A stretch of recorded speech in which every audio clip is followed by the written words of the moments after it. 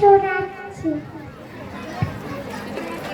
জীবনের ঈশা লিখেছেন সুকুমার রায়, পিঠে বোঝায় বাবু মশাই চড়ি শখের পথে, মাঝির কর বলতে পারিস সূর্যি কেন ওঠে, চাঁদটা কেন বাড়ে কমে, জোয়ার কেন আসে, বৃদ্ধ মাঝি অবাক হয়ে ফের পেরিয়ে আসে।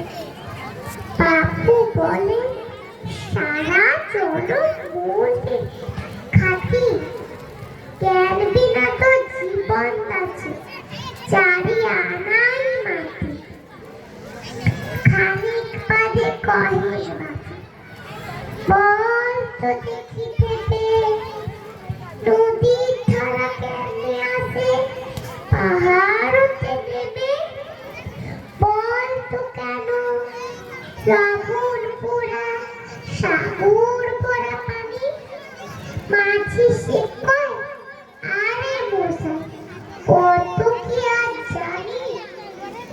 বাবু বলে এই বয়সে জানিস নিউটা কি, জীবনটা তো নিহাত খেলো কষ্ট আনাই থাকি।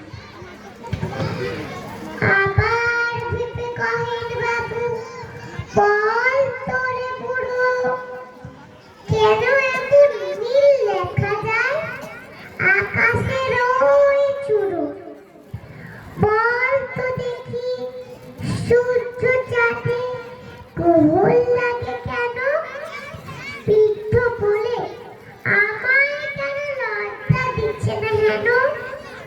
বাবু বলে বলবো কি আর বলবো তোরে পিতা, দেখছি এখন জীবনটা তোর বারো আনাই বৃথা।